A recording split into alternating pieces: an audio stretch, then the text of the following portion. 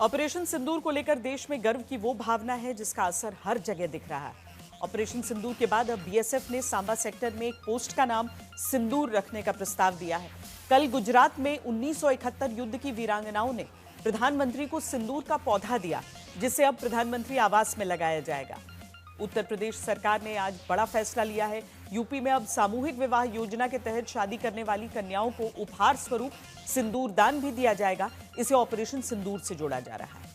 BCCI ने भी operation सिंदूर के साथ देश के सैनिकों की वीरता को सलाम करने का समारोह आईपीएल में रखा है। आईपीएल का फाइनल जब 3 जून को होगा तो तीनों सेना प्रमुखों को सम्मान के लिए आमंत्रित किया गया है।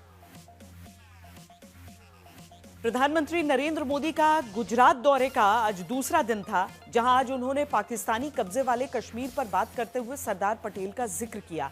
दावा किया कि सरदार पटेल की मानी जाती तो आज पूरा कश्मीर भारत के पास होता। पीएम ने 1947 में कश्मीर पर हुए कबायली हमले को पहला आतंकवादी हमला बताया और कहा कि अगर तब आतंक को सजा दे दी जाती तो भारत को यह दिन देखना नहीं पड़ता।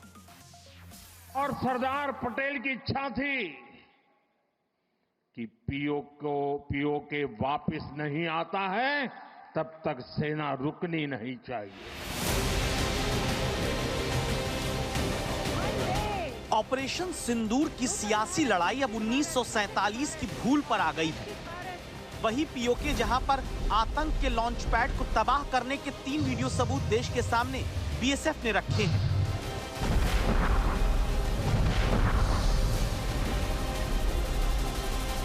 बीजेपी हमेशा से पीओके को खोने के लिए देश के पहले प्रधानमंत्री पंडित जवाहरलाल नेहरू को दोष देती आई।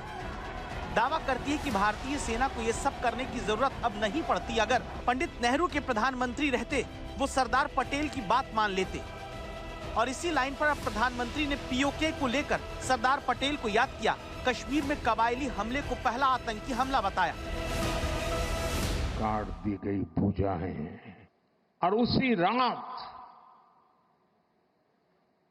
पहला आतंकवादी हमला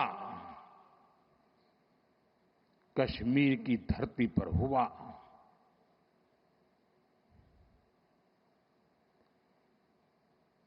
मां भारती का एक हिस्सा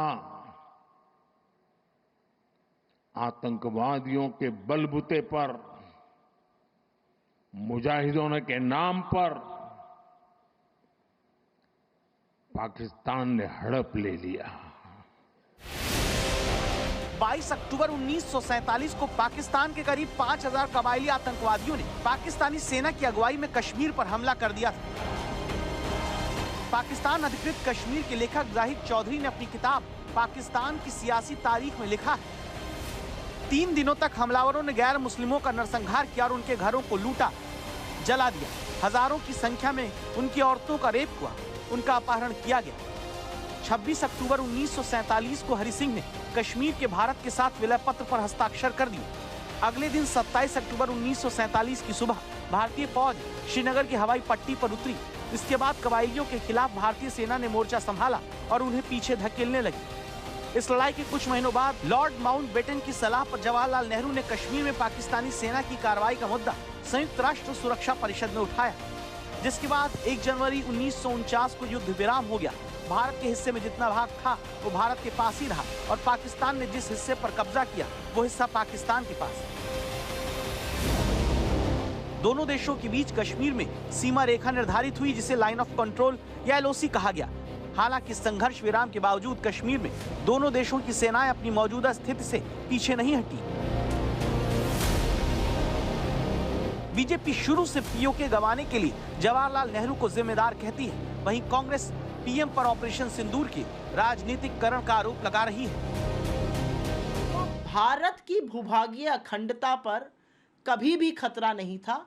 खतरा मोदी जी और उनकी जो भक्त मंडली है उनके आने के बाद से हुआ है, क्योंकि ये इतिहास को बार बार तोड़ना मरोड़ना चाहते हैं। और ये तोड़ने मरोड़ने में पाकिस्तानियों के साथ क्यों खड़े होते हैं? पहलगाम के कातिलों को सजा देने के लिए हमने ऑपरेशन सिंदूर शुरू किया था। पहलगाम के कातिल कहाँ हैं? उन्हें जमीन निकल गई कि आसमान खा गया? कहाँ गए वो? हमारे पास गोला है, लेकिन गोले को जब दाग दिया, नूर खान बेस उड़ा दिया, आतंकवादियों के ठिकाने उड़ा दिए, हमें पीओके पे झंडा फहराना था, आपने रोक दिया। प्रधानमंत्री जी ने कर्तव्य पालन में चूक हो गई, इसके लिए अमित शाह का इस्तीफा लेना चाहिए, उनको मंत्रिमंडल से बर्खास्त करना चाहिए। और ये अमित शाह कल आकर हमको ज्ञान दे रहा है मुंबई में। आप जिम्मेदार हो। ऑपरेशन सिंदूर ने ये सिंदूर जो उजाड़ दिया हमारे महिलाओं का, कहाँ है वो आतंकवादी? क्या आपने गुजरात में छुपाया है? क्या दाहोद में छुपाया है? कांग्रेस और विपक्ष की तरह कई बीजेपी समर्थक भी चाहते थे कि पीओके जीतने तक ऑपरेशन सिंदूर चलना चाहिए था, क्योंकि पीओके में ही पाकिस्तान के सबसे ज्यादा आतंकी अड्डे हैं और यहीं पर भारतीय सेना ने सबसे पहले वार किया। सेना ने पलक झपकते ही आतंक के लॉन्च पैड को तबाह किया। जब आतंकवाद के 9 ठिकाने तय करके 22 मिनट में साथियों, 22 मिनट में